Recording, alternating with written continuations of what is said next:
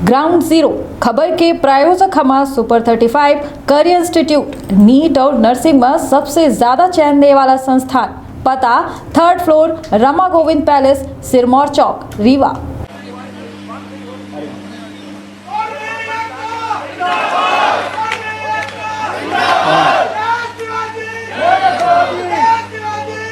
शिवाजी अब काय सबसे माला बनवाते हैं पूरे क्या हो जाए।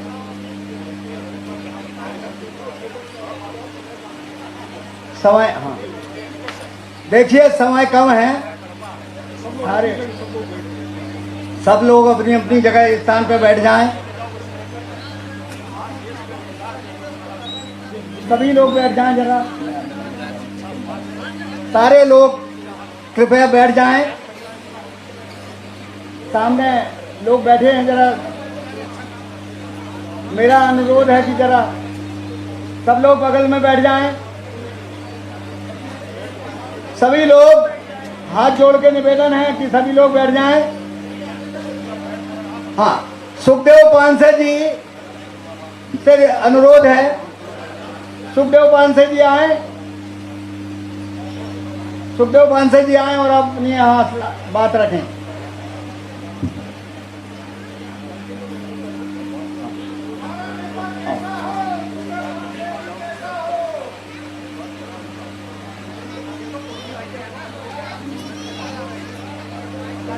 हाँ बैठ जाओ बैठ जाओ।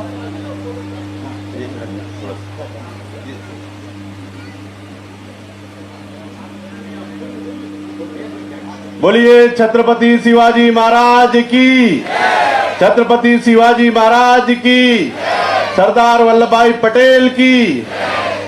भगवान बुद्ध के श्री चरणों में सत सत नमन करते हुए उपस्थित हमारे देश के और प्रदेश के पूर्व मुख्यमंत्री, प्रदेश कांग्रेस कमेटी के अध्यक्ष परम आदरणीय कमलनाथ जी, हमारे अखिल भारतीय कुर्मी क्षत्रिय महासभा के राष्ट्रीय अध्यक्ष आदरणीय सर्वेश कटियार जी, आदरणीय हमारे समाज के गौरव राज्यसभा सदस्य आदरणीय राजमणि पटेल जी, आदरणीय पूर्व सांसद बुद्धसेन पटेल जी, पूर्व सांसद देवराज पटेल जी, मास्टर बुद्धसेन पटेल जी, इस कार्यक्रम के संयोजक और बड़े कर्मठ समाज के प्रति जागरूक परम आदरणीय महेंद्र सिंह जी, आदरणीय जीवन पटेल जी, आदरणीय ब्रज बिहारी पटेल जी,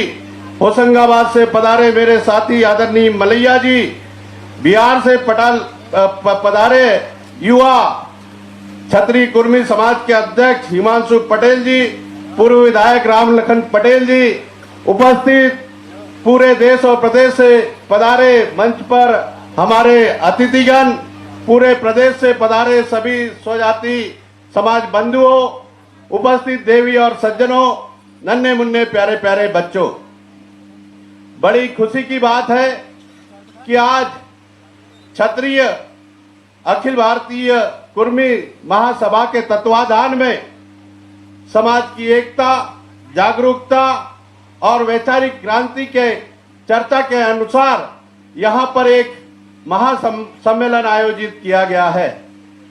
साथियों, समाज में एक क्रांतिकारी आमूलचूल परिवर्तन के लिए शिक्षा की आवश्यकता है और हमारा समाज, कुर्मी समाज हो चाहे कुंभी समाज हो, हम लोगों का समाज जो है कृषि प्रधान समाज है, खेती किसानी वाला समाज है। हमारा समाज छल कपट मक्कारी से कोसों दूर है। खेती किसानी का समाज होने के नाते ईमानदारी, सच्चाई और नेक रास्ते पर चलकर स्वाभिमान से अपने कर्म प्रधान होकर अपना हक और अधिकार चाहते हैं। साथियों, ऐसा हमारा कुर्मी क्षत्रिय महासमाज संगठन है। और लेकिन समाज में निरंतर आमूलचूल परिवर्तन होना चाहिए, क्रांतिकारी परिवर्तन होना चाहिए। पुरानी रूढ़िवादिता को खत्म करते हुए विश्व और समाज की और आज अन्य समाजों की बराबरी करने के लिए कदम ताल हमें आमूलचूल परिवर्तन की आवश्यकता है और होते रहना चाहिए। इसीलिए विचार विमर्श करना आवश्यक है साथियों। हम किसी से पीछे नहीं है, लेकिन हमें फिर भी प्रदेश, देश और विश्व की प्रतिस्पर्धा में हमारे प्रतिभावान बच्चों को आगे बढ़ाने के लिए निरंतर हमें क्रांतिकारी परिवर्तन की ओर अग्रसर होना चाहिए साथियों। इस बात को हमें गंभीरता से ध्यान में देना चाहिए साथियों। चूंकि हम खेती किसानी वाले लोग हैं, इसलिए राजनीतिक जागरूकता और चेतना की भी हमारे को मुख्य आवश्यकता है। आज जैसा कि पूर्व वक्ताओं ने बताया है, जुडिशरी में हमारे लोग कम है, पत्रकारिता में हमारे लोग कम है, हम खेती किसानी से निकल कर ज्यादा हम समय नहीं दे पाते हैं, इसलिए राजनीति में भी हम पिछड़ पाते हैं साथियों। हमारे को आज आवश्यकता है ये ना समझे कि हम सबको राजनीति के बिना भी हम अधूरे हैं साथियों। इस बात को आपको समझना होगा और गंभीरता से लेना होगा। और इसलिए मैं अंत में सीमित शब्दों में अपनी बात को खत्म कर रहा हूं। आदरणीय कमलनाथ जी को हमारे को सुनना है। मैं यहाँ कहना चाहता हूं, मैं उस क्षेत्र से नेतृत्व करता हूं जहां पूरा समाज मुल्ताई विधानसभा क्षेत्र है, खेती किसानी वाला क्षेत्र है, वहां से स्वर्गीय रामजी महाजन जी का क्षेत्र रहा है। और ये इसलिए बात यह कहना चाहता हूं कि मैं पिछड़े वर्ग का व्यक्ति हूं, कुर्मी हूं, लेकिन पिछड़े वर्ग का हूं। और वहां से ही आधिकारिक रूप से मध्य प्रदेश में पिछड़े वर्ग को, कुर्मी समाज को लेने का अगर किसी ने काम किया था तो स्वर्गीय रामजी महाजन और महाजन आयोग बना था। और अर्जुन सिंह जी ने उस समय पिछड़ा वर्ग आयोग यहाँ बना, हमारे कुर्मी समाज को पिछड़ा वर्ग आयोग में शामिल किया। स्वर्गीय महाजन जी ने महाजन आयोग बनाया, पूरे मध्य प्रदेश में दौरा किया और हम जो पिछड़े लोग थे उनको आगे लाने का काम किया है स्वर्गीय रामजी महाजन जी ने। उस समय हमें 14% आरक्षण हमारी इन जातियों को मिला, लेकिन उसके बाद पूरे 15-20 साल का कार्यकाल रहा। हमारे जाति और समाज के प्रतिभावान बच्चों को और शिक्षित वर्ग को, पूरे समाज को किसी ने 1% आरक्षण बढ़ाने का काम नहीं किया साथियों। जो सच है वो स्वीकार करने की क्षमता भी हमारे में होना चाहिए, तब हम आगे बढ़ सकते हैं। और हमारा समाज कृषि प्रधान समाज है, खेती किसानी वाला समाज है, स्वाभिमानी समाज है। और हम एहसान फरामोश नहीं है कमलनाथ जी। हमारे को यदि कोई 1% करता है तो हम खुददार लोग हैं, उसको निभाना भी जानते हैं साथियों। और निश्चित तौर पर जो किया है उसको कहना भी जानते हैं। हम एहसास करते हैं साथियों। और यदि हमारा स्वर्गीय रामजी महाजन हमारे क्षेत्र से रहे, मुल्ताई मासोद क्षेत्र से 14% आरक्षण उस समय पिछड़े वर्ग को दिया, उसके बाद पूरा खालिस्तान रहा, लेकिन किसी ने हमारी सूद नहीं ली साथियों। केवल ऐसा नेता सरदार वल्लभ भाई पटेल जैसा निर्णय लेने वाला अगर इस मध्य प्रदेश की धरती पर पैदा हुआ है तो वो केवल कमलनाथ जी है साथियों, जिन्होंने लोह पुरुष जैसा निर्णय लिया और 14% से बढ़ाकर हमारे इन जातियों को 27% आरक्षण देने का काम किया, जिसके कारण आज हमारे बच्चे IIT में जाए, IMT में जाए, उच्च शिक्षण संस्थाओं में जाए। अगर किसकी देना आरक्षण तो आदरणीय कमलनाथ जी, हम आपके ऋणी है, खुले मंच से आभारी है कि आपने हमारा 27% आरक्षण किया। इसलिए आपका धन्यवाद देते हैं, लेकिन आपसे अनुरोध करते हैं, इस मंच के माध्यम से आपसे निवेदन करते हैं कि आपने जिस दिलेरी, खुले मंच से, खुले दिल से सरदार वल्लभ भाई पटेल जैसे निर्णय लेते थे, आपने आगे देखे ना पीछे देखा, हमारे इस समाज को पिछड़े वर्ग में सम्मानित करने का काम किया, आरक्षण देने का काम किया। वैसे ही मैं आपसे अनुरोध करना चाहता हूं कि आप आने वाले समय में मुख्यमंत्री बन रहे हैं, जैसा आपने 14% से बढ़ाकर 27% आरक्षण किया, उसकी कानूनी बाधाएं खत्म करते हुए जैसे ही आप मुख्यमंत्री बनेंगे 27% आरक्षण पूरी तरीके से लागू होना चाहिए। ये मैं आपसे अनुरोध करना चाहता हूं। आपका फिर से रिन्यू पूरे समाज की तरफ से, आपने मेरे जैसे कुर्मी समाज के गरीब और मध्यम वर्गीय इंसान को इस मुकाम तक पहुंचाया। पूरे समाज में चाहे महाकौशल हो, मध्य हो, आपने कुर्मी समाज के लोगों को राजनीतिक रूप से आगे बढ़ाने का काम किया। मैं आपका ऋणी हूं, आभारी हूं और आपका धन्यवाद करता हूं कि आपने हमारे को 27% आरक्षण दिया। बहुत बहुत धन्यवाद। जय हिंद, जय भारत। अब मैं अनुरोध करूंगा महेंद्र सिंह जी से आए और अपनी रूपरेखा प्रस्तुत करें। अखिल भारतीय कुर्मी क्षत्रिय महासभा के इस क्रांति सम्मेलन में हमारे जो मुख्य कार्यकर्ता सम्मेलन है उसमें उपस्थित सम्माननीय कमलनाथ जी, पूर्व मुख्यमंत्री और कांग्रेस पार्टी के प्रांतीय अध्यक्ष जी, हमारे राष्ट्रीय अध्यक्ष माननीय सर्वेश कटियार जी, पूर्व मंत्री श्री सुखदेव पांसे जी, सम्माननीय राजमणि पटेल साहब, पूर्व सांसद और हमारे मार्गदर्शक, सम्माननीय बुद्धसेन पटेल जी, पूर्व सांसद, माननीय देवराज सिंह जी, पूर्व सांसद, श्री राम लखन पटेल जी, पूर्व विधायक, माननीय बल्लभ अम्बावतिया जी, पूर्व विधायक, ग्वालियर से पधारे हमारे समाज के वरिष्ठ नेता सम्माननीय महाराज सिंह ग्वालियर जी, मास्टर बुद्धसेन पटेल जी, मंच पर उपस्थित अन्य सभी सम्मानीय समाज के प्रमुख हमारे नेतागण और समाज सेवीगण और मंच पर आसीन प्रदेश के सभा में उपस्थित प्रदेश से विभिन्न जिलों से पधारे हुए समाज के प्रमुख समाज सेवी कार्यकर्तागण और कुर्मी क्षत्रिय समाज के समस्त पदाधिकारी साहबान, हमारा ये कुर्मी क्षत्रिय समाज का सम्मेलन एक संक्षिप्त सूचना पर हम लोगों ने आयोजित किया और इस आयोजन का विशेष मकसद ये था कि वर्तमान में जो सामाजिक गतिविधियां, राजनीतिक गतिविधियां और जिस प्रकार का समाज में गतिमयता के साथ अन्य समाजों में काम हो रहा है, हमारे समाज को भी उसी के साथ कदम ताल मिला करके आगे बढ़ना चाहिए। इसके लिए ये सम्मेलन बुलाया गया है। साथियों, आपको मालूम है कि अगले नवंबर-दिसंबर माह में विधानसभा के चुनाव होने वाले हैं। विधानसभा का चुनाव 5 वर्ष के लिए होता है। इन चुनावों में जो बात एक बार निर्धारित हो जाती है, जितने लोगों को टिकट मिले, जितने लोग मंत्री बने, जिस समाज के लोगों को जितना प्रतिनिधित्व मिला, आगे 5 साल तक के लिए उसी में हमें निर्वाह करना पड़ता है।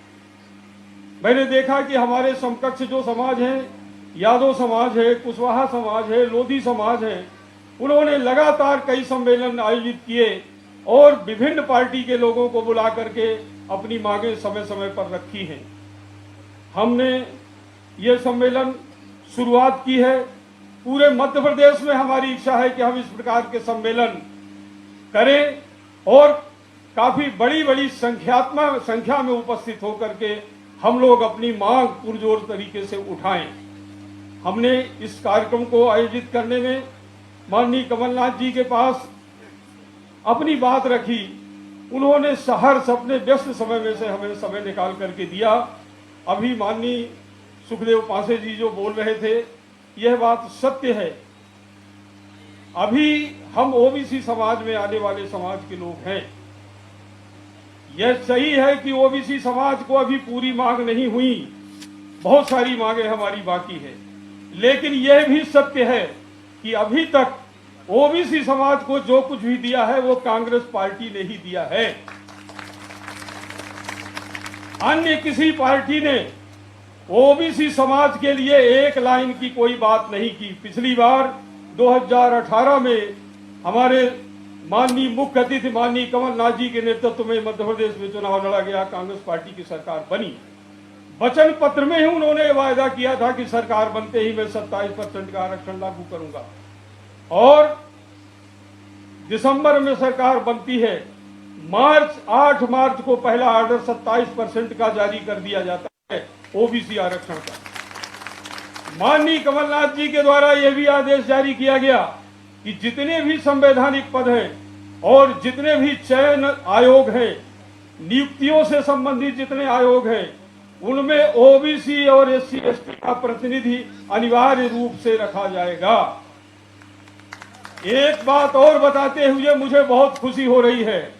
देश का पहला आरक्षण जिसमें एमएसएमई, लघु और सूक्ष्म और मध्यम उद्योगों में माननीय कमलनाथ जी ने देश में पहली बार 70% आरक्षण निजी क्षेत्र में लघु सूक्ष्म और मध्यम उद्योगों में दिया, जिसमें ओबीसी, एससी, एसटी और स्थानीय जो व्यक्ति थे वहां के, उनके लिए यह आदेश जारी किया है।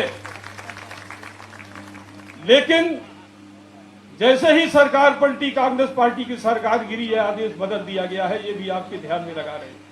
माननीय कमलनाथ जी के द्वारा दिया गया 27% आरक्षण आज मध्य प्रदेश की किसी सेवा में लागू नहीं है। मैंने 200-250 आरटीआई लगा करके इस बात को आपके प्रमाण पूर्वक कह रहा हूं। कागजों में लिखा हुआ है, लेकिन इस गवर्नमेंट ने, जो भारतीय जनता पार्टी की गवर्नमेंट है, किसी भी सेवा में पूरा 27% आरक्षण नहीं दिया। 65 याचिकाएं हैं आरक्षण के विरुद्ध, जिनमें प्रत्येक याचिका में स्टे लगाने में मदद की गई।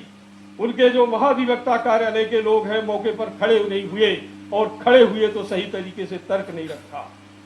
इस स्थिति में हमें आंख कान खोल करके देखना पड़ेगा कि कौन हमारा हित करने वाला है, कौन अहित करने वाला है।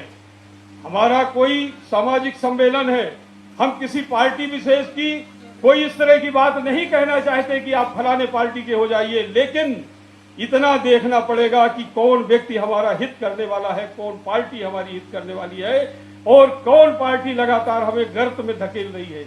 इतनी आंख कान खोल करके काम करना पड़ेगा। साथियों, मैं आगे कुछ मांगे जो हमारे कुर्मी क्षत्रिय समाज की हैं, वो माननीय के समक्ष रखूंगा और उसके बाद अपनी बात समाप्त करूंगा। माननीय कमलनाथ जी, महाजन आयोग के अनुसार हमारे कुर्मी क्षत्रिय की समाज की जनसंख्या 10% मानी गई थी। मध्य प्रदेश की 2011 की जनगणना के आधार पर संख्या 7 करोड़ 30 लाख है। इस मान से लगभग 73 लाख हमारी पॉपुलेशन मध्य प्रदेश के अंदर बनती है। हम लोगों ने अभी परीक्षण किया, हमारी करीब 62 सीटों पर, मध्य प्रदेश की 62 विधानसभा सीटों पर 20,000 से लेकर के 50,000, 40,000, 30,000 और 80,000 तक मतदाता सुखदेव पासे जी के यहाँ का एक विधानसभा है, जिसमें 80,000 मतदाता भी कुर्मी मतदाता है। हमारा ये बहुत महत्वपूर्ण मांग है कि प्रतिनिधित्व के मान से हमें कम से कम 50 सीटें विधानसभा में कांग्रेस पार्टी की ओर से दी जाए। और इस मांग के साथ यह भी निवेदन है कि भविष्य में कांग्रेस पार्टी की सरकार बनने पर निगमों में, मंडलों में और अन्य संवैधानिक पदों पर हमें उचित प्रतिनिधित्व हमारी संख्या के मान से और योग्यता के मान से दिया जाए। हमारी अगली मांग है, कांग्रेस पार्टी के संगठन में प्रदेश स्तर, जिला स्तर, ब्लॉक स्तर और विभिन्न प्रकोष्ठ जो है, उनमें भी हमें उचित प्रतिनिधित्व दिया जाए। आदरणीय, एक विशेष मांग हम ओबीसी समाज के घटक है। कुर्मी समाज ओबीसी समाज का एक महत्वपूर्ण घटक है और ओबीसी समाज की जातिगत जनगणना रुकी हुई है। जातिगत जनगणना में अनेकों प्रकार के अड़ंगे लगाए जा रहे। केंद्र सरकार ने तो जैसे कसम खा ली है 2021 में गणना होनी चाहिए थी, लेकिन आज 23 हो गई है, गणना प्रारंभ नहीं हुई, न होने की कोई घोषणा है। हमारा निवेदन है कि यदि केंद्र सरकार गणना नहीं कराती है तो राज्य सरकार की, आपकी यदि गवर्नमेंट बनती है तो हमारी मांग को स्वीकार करते हुए राज्य में जनगणना कराई जाए। जनगणना कराने के बाद प्राप्त आंकड़ों के आधार पर हमारी जितनी ओबीसी की 52% या 54% जितनी जनसंख्या बनती है, उतना आरक्षण हमें शासकीय नौकरियों के साथ हमें संवैधानिक तमाम पदों पर दिया जाए। न्यायिक आयोग की स्थापना की जाए और उच्च न्यायिक सेवाओं में जो स्टेट की हाई कोर्ट है और सुप्रीम कोर्ट है, वहां पर एससी, एसटी, ओबीसी और महिलाओं को आरक्षण दिया जाए।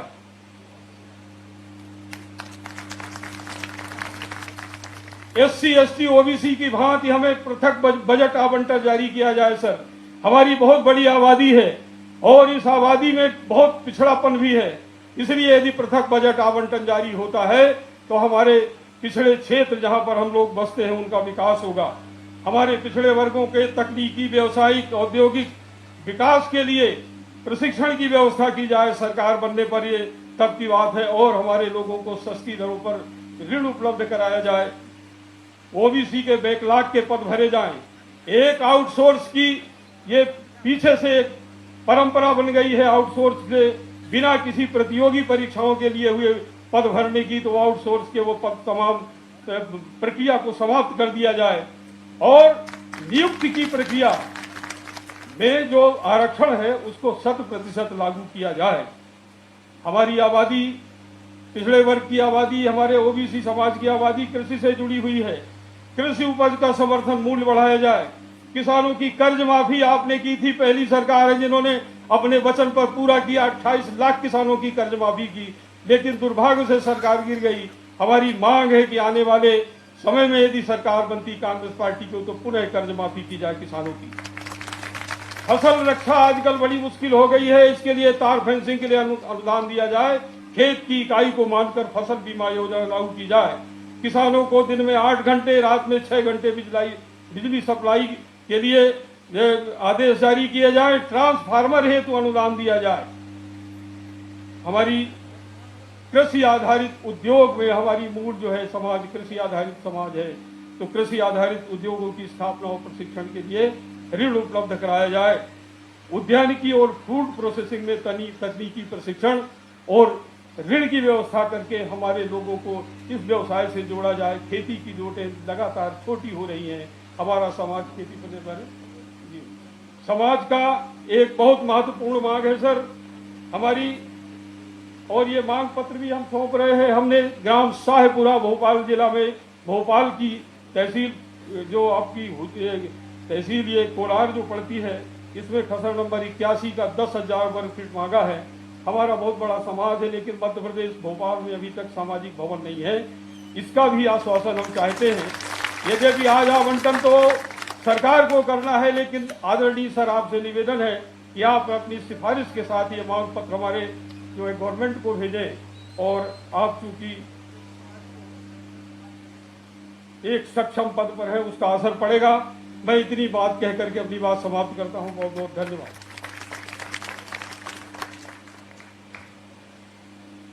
हाँ, अब मैं राज्यसभा सदस्य आदरणीय राजमणि पटेल जी को आमंत्रित करूंगा।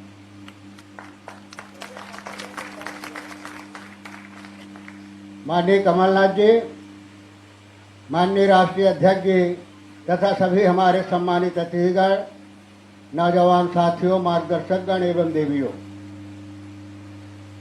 मैं इतना ही कहना चाहता हूँ, स्वागत करना चाहता हूँ कमलनाथ जी का कि तुम गरीब के प्रबल सारथी, तुम गरीब के प्रबल सारथी, तुम प्रदेश के चंदन, यह प्रदेश है तुम्हें समर्पित, स्वीकारो अभिनंदन, स्वीकारो अभिनंदन। आदरणीय कमलनाथ जी के बारे में 2 बात कहना चाहता हूँ। बहुत कम ऐसे लोग होते हैं, प्यासा तो कुएं के पास जाता है, लेकिन बहुत कम ऐसे लोग होते हैं जिनके पास कुआं बन करके वो जाए और ये कहे कि हम तुम्हें कुछ देना चाहते हैं। वो हैसियत के हैं आदरणीय कमलनाथ जी। और इस प्रदेश में हमारे नेता रहे माननीय अर्जुन सिंह, जिन्होंने समझा है कि इस देश का किसान, इस प्रदेश का पिछड़ा, इस प्रदेश का गरीब, यही हमारी सबसे बड़ी ताकत है, जो खून और पसीना बहा करके प्रदेश को बनाता है। और उनका मानना है कि जब तक मेहनत करने वाले लोगों का विश्वास मजबूत नहीं होगा, तब तक कोई देश प्रगति और विकास नहीं कर सकता है। इस दिशा में जो उन्होंने काम किया है आप सबके सामने है।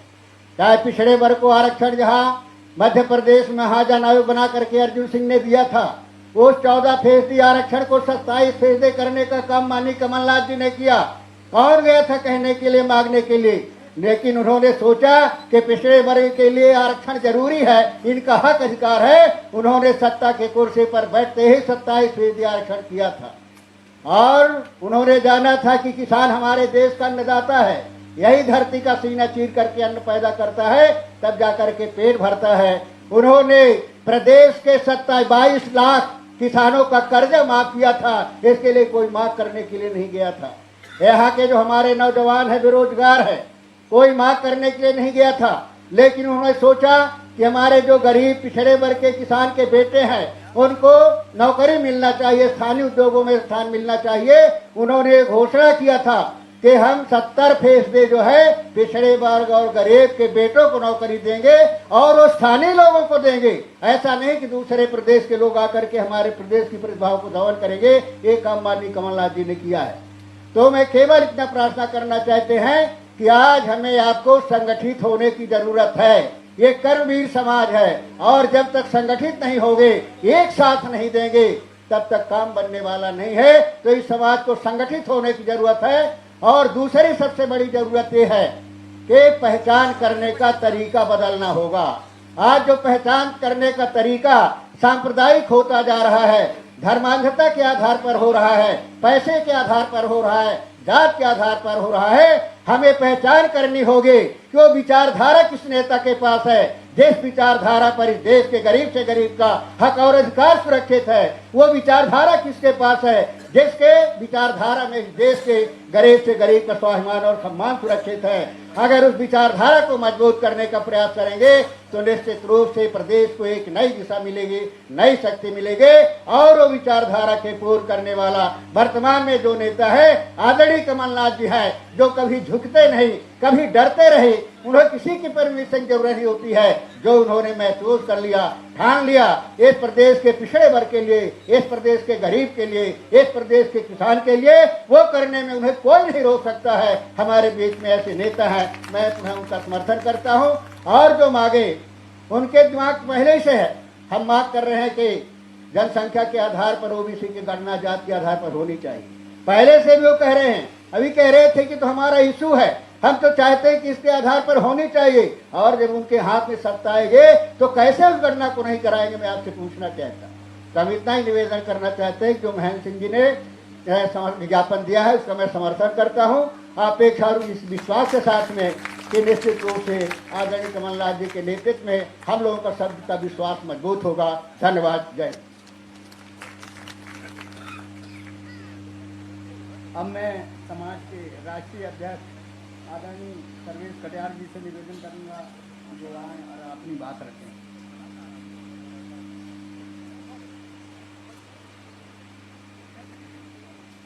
मैं सबसे पहले अपने महापुरुषों के चरणों में श्रद्धासुमन अर्पित करता हूँ।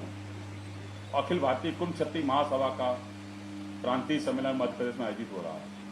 मैं सबसे पहले मुख्य अतिथि हमारे कमलनाथ जी, पूर्व मुख्यमंत्री मध्य प्रदेश, हमारे माननीय राजमणि सिंह पटेल जी सांसद, माननीय बुद्धचंद पटेल जी पूर्व सांसद, माननीय देवराज सिंह पूर्व सांसद, माननीय सुखदेव सिंह जी पूर्व मंत्री, माननीय राम लखन जी पूर्व विधायक, माननीय महाराज सिंह ग्वालियर, और मैं मंच पर बैठे महासभा के जो प्रदेश से आए हैं, प्रदेश अध्यक्ष बिहार के प्रदेश अध्यक्ष हिमांशु पटेल जी, बिहार छत्तीसगढ़ से आए हुए हमारे अखिल भारतीय कुंभ क्षत्रिय महासभा के उपाध्यक्ष मनोज वर्मा जी, चंद्रभूषण वर्मा जी महासचिव, उमाकांत जी वर्मा प्रदेश अध्यक्ष, और कानपुर से हमारे साथी आए हुए हैं आनंद प्रकाश जी कटियार प्रदेश के कोषाध्यक्ष। सारे वक्ताओं अपनी अपनी बात और महेंद्र सिंह ने पूरी अपनी समाज की तरफ से पूरी डिमांड रख दी। मैं सबसे पहले ये कहना चाहता हूँ, आदरणीय कमलनाथ जी बैठे हुए हैं, कांग्रेस पार्टी के बहुत बड़े लीडर हैं, पुराने लीडर हैं। 1931 के बाद जातगत जनगणना जनसंख्या अभी तक नहीं हुई है। 1931 से इतने साल हो गए हैं। 2011 में हुआ था, इसके बाद उसको भी रोक दिया गया। फिर जो सरकारें आई थी उन्होंने कहा कि नहीं, जातगत जनगणना मैं कराऊंगा, वो भी जनसंख्या कराऊंगा, क्योंकि पहले 52% मानी गई थी। 1931 के बाद जनसंख्या आज हमारे देश की 140 करोड़ की होती है। 140 करोड़ होने के बाद लेकिन ओबीसी की जनसंख्या आज तक 52% मानी गई है। इससे आगे किसी सरकार ने, आज़ादी के 75 साल हो चुके हैं, किसी सरकार ने आगे आने की हिम्मत नहीं की। जो भी सरकारें आगे वादा करती रही और चुनाव में हमारे समाज का और कम्युनिस्ट समाज का वोट लेती रही है, जो ठगा हुआ महसूस कर रही हैं। जो सरकारें अभी प्रेजेंट में थी, उन्होंने कहा था 2018 में एक मंत्री थे, उन्होंने कहा नहीं, हम इसकी जातगत जनगणना जो ओबीसी जो हुई है उसको हम सार्वजनिक करेंगे। लेकिन जब चुनाव हो गया, चुनाव के बाद वो भी भूल गए। अभी हमारे प्रदेश के, बिहार के प्रदेश माननीय नीतीश कुमार जी जातगत जनगणना प्रदेश में अपनी शुरू कराई है, लेकिन दुर्भाग्य ये कहता है, अभी आज इस कल ही मालूम पड़ा है, ऑनरेबल हाई कोर्ट ने उससे रोक लगा दी है, जबकि हमारा समाज यहाँ इतना 54% से नहीं, अगर आज जनगणना करा ली होगी समाज की तो 60% से ऊपर होती होगी, 60 से 65%, लेकिन उसको दुर्भाग्यवश उसको घोषित नहीं किया जाता है, सार्वजनिक नहीं किया जाता है। आज मैं बताना चाहता हूँ, ओबीसी समाज हमारा समाज कुर्मी समाज हमेशा देना जानता है। हम उस महापुरुष के वंशज हैं, वंशज के हैं कि जो छत्रपति साहू जी महाराज और शिवाजी महाराज, सरदार पटेल, उनके वंशज हैं, जो हम लोगों के ऊपर लोग ओबीसी समाज देखता है कि कुर्मी क्षत्रिय समाज होने के नाते, कुर्मियों के समाज होने के नाते, बड़े भाई होने के नाते हम लोगों की तरफ देखता है समाज कि आप आगे बढ़ें। हम आपको भरोसा दिलाना चाहते हैं, कोई भी सरकारें आवे, कोई भी सरकार अगर हमारी जातगत जनगणना ओबीसी कराएगी और मैनिफेस्टो में ये चीज लाएगी, चाहे मध्य प्रदेश हो चाहे पूरे देश में 2024 का चुनाव हो रहा है, तो इसके बाद अगर नहीं लाएगी, जो मैनिफेस्टो लाए जो करेगी, ओबीसी समाज, सारा ओबीसी समाज उसको वोट देने का काम करेगा। नहीं तो हमारा समाज देना जानता है, तो एक ताकत के तहत वो छीनना भी जानता है। आज़ादी के 75 साल हो गए हैं, आज़ादी के 75 साल के बाद हमारे ओबीसी समाज की स्थिति जस के तस है। ना हमारे को जुडिशरी में कोई मिलता है, जो भी 10% आरक्षण ऐसे आनंद फानन में लागू किया, जैसे मालूम पड़ा कभी उनको कुछ मिला ही नहीं है। वो 100% से ऊपर वो समाज, 10% समाज पूरे देश में छाया हुआ है, उसका कोई कहने वाला नहीं है। समाज जिस दिन संगठित हो जाएगा, डॉक्टर लोहिया जी ने कहा था, कुर्मी क्षत्रिय समाज एक ऐसी जात है कि अगर जिस दिन अपना जाग गई, जिस दिन, उस दिन देश का भला हो जाएगा। जो जहां वहां बैठेगा, जो हर समाज हर जानता है कि ये समाज चरित्रवान, ईमानदार, पढ़े लिखे, मेहनत कश है और खेती किसानी से पैसा लगा हुआ, खेती किसानी से जुड़ा हुआ है। खेती किसानी जुड़े होने के बाद आप देना जानता है। हम संगठित होके, कोई अगर सत्ता नहीं देगी, चाहे जो भी पार्टी होगी, तो हम छीनना भी जानते हैं। नहीं छीनेंगे तो हम, अगर नहीं होगा तो आगे आने वाले कोई कोर्ट भी, कोई सुप्रीम कोर्ट, हाई कोर्ट, चाहे जो कोर्ट भी हो, कोई इसमें ताला नहीं लगा सकती ओबीसी समाज के ऊपर। ओबीसी समाज जन आंदोलन करने के लिए बात है। अभी अधिवेशन हमारे छत्तीसगढ़ में हुआ था, वहां हमने बात रखी थी। बात रखने के बाद हमारे समाज ने ये कहा था, नहीं आप सब लोग संघर्ष करिए, हम नहीं तो रोडों पे उतर आएंगे। रोड में उतरने के बाद हम संख्या सरकार को दिखा देंगे कि हमारी संख्या कितनी है। संख्या चूंकि ताकत से मिलती है, ताकत अगर आप दिखाएंगे, जाएंगे, तभी हमारा समाज आगे बढ़ेगा। और जो पार्टियां हैं इस समय, जो भी पार्टी आप बैठे हुए हैं, अभी हमें खुशी हुई, आपके राष्ट्रीय नेता आपके पार्टी के वहां कर्नाटक में उन्होंने घोषणा की थी जातगत जनगणना कराएंगे।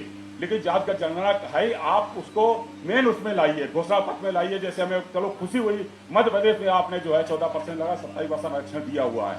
27% देने के बाद आपकी सरकार चली गई तो दूसरी सरकार ने उसको बंद कर दिया गया। लेकिन अब ये नहीं चलेगा, समाज जाग चुका है। जो इसको आगे बढ़ाएगा, हमारा समाज उसको वोट देने का काम करेगा। इसी के साथ अपनी बात को यही खत्म करते हैं, क्योंकि मुख्यमंत्री जी को बहुत समय नहीं है, फिर उनको सुनना चाहते हैं। धन्यवाद। जय कुर्मी समाज।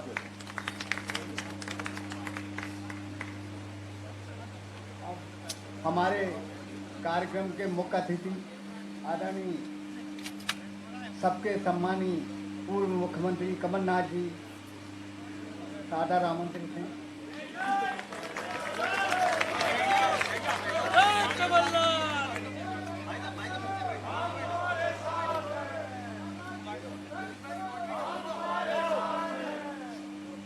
राष्ट्रीय कुर्मी क्षत्रिय समाज के अध्यक्ष माननीय सर्वेश कटियार जी, हमारे सांसद राजमणि पटेल जी, हमारे भूतपूर्व मंत्री सुखदेव पांसे जी, हमारे भूतपूर्व सांसद बुद्धसेन पटेल जी, देवराज सिंह जी, हमारे पूर्व सांसद वल्लभ अम्बावतिया जी, पूर्व विधायक महेंद्र सिंह जी, ब्रिज बिहारी पटेल जी और सभी यहाँ समाज में सम्मिलित हमारे सभी माननीय सदस्यगण, बहुत खुशी हुई आप सबके बीच में आकर। और आपकी समाज, ये बात सही है कि आपकी समाज खेती से जुड़ी है, पर जो नई पीढ़ी है वो कितना जुड़ा रहना चाहती है। नई पीढ़ी की आज अपनी आशाएं हैं, नई पीढ़ी की अपनी सोच है। आज ये सबसे बड़ी चुनौती है कि हम हर समाज की नई पीढ़ी की कैसे रक्षा करें। उनकी आशाएं, उनके स्वप्न को कैसे पूरा करें। बहुत परिवर्तन हुआ है। 20 साल पहले का नौजवान और आज का नौजवान में बहुत अंतर है। आज का नौजवान तो व्यवसाय के लिए तड़प रहा है, रोजगार के लिए तड़प रहा है। और ये मैं मानता हूं कि मध्य प्रदेश की सबसे बड़ी चुनौती है कि यही जो नई पीढ़ी है, हमारे नौजवान हैं, ये मध्य प्रदेश का निर्माण करेंगे भविष्य में। अगर इनका ही भविष्य अंधेरे में रहा तो कैसा निर्माण होगा मध्य प्रदेश का। अभी जाति मतगणना की बात हुई, इससे मैं सहमत हूं। मैंने तो ये बहुत समय पहले कहा था कि मध्य प्रदेश में जाति मतगणना होनी चाहिए। 55% हमारे ओबीसी पिछड़ा वर्ग है मध्य प्रदेश में, 55%। और आप 27% के लिए तड़प रहे हैं। ये कितना बड़ा अन्याय है। अभी बिहार में कल ही हाई कोर्ट ने रोक दिया। किस कारण रोका ये मैं नहीं जानता, पर जब हमने 27% आरक्षण दिया था, आपने कोई आंदोलन नहीं किया था, आपने कोई सम्मेलन नहीं किया था। ये हमारा वचन था, सामाजिक न्याय का वचन था। कोर्ट में गया मामला, और एक बात मैं आपको बताना चाहता हूं। कौन गया कोर्ट में? जो व्यक्ति कोर्ट में गया उसका वकील कौन था? उसका वकील वो वकील था जो आज भारतीय जनता पार्टी के कोर्ट में एक पदाधिकारी है। ये कोर्ट में गया था, ये उसका वकील था। तो उनकी नियत आप समझ लीजिए, इनकी नियत पहचान लीजिए। ये कोर्ट को सामने रख लेंगे, जाति मतगणना होए, आरक्षण की बात होए, कोर्ट की शक्ल दिखा देंगे। आज हमें अपना देश पहचानना है। कोई ऐसा देश विश्व में नहीं है जहां इतने धर्म है। कोई ऐसा देश विश्व में नहीं है जहां इतनी भाषाएं हैं। कोई ऐसा देश विश्व में नहीं है जहां इतनी जातियां हैं। कोई ऐसा देश विश्व में नहीं है जहां इतने त्योहार हो। कोई ऐसा देश विश्व में नहीं है जहां इतनी देवी देवताएं हो। आज भारत ने तो 3 धर्मों को जन्म दिया। अभी मैं आ रहा हूं, आज भगवान बुद्ध जयंती है, वहां मैं प्रणाम करके माला अर्पण करके आ रहा हूं। तो आज अपने देश की जो संस्कृति है हमारे देश को एक रखती है। इतनी विभिन्नता, इतनी अनेकता, और अपना देश एक झंडे के नीचे खड़ा है। ये आज पूरा विश्व ताज्जुब से देखता है भारत की ओर कि कैसा भारत ये है जहां हम उत्तर जाए अलग भाषा है, दक्षिण जाए अलग भाषा है। हमारा पजामा और धोती भी लुंगी बन जाती है जब हम दक्षिण जाते हैं। ये आज भारत है, और यही भारत खड़ा है उस संस्कृति पर।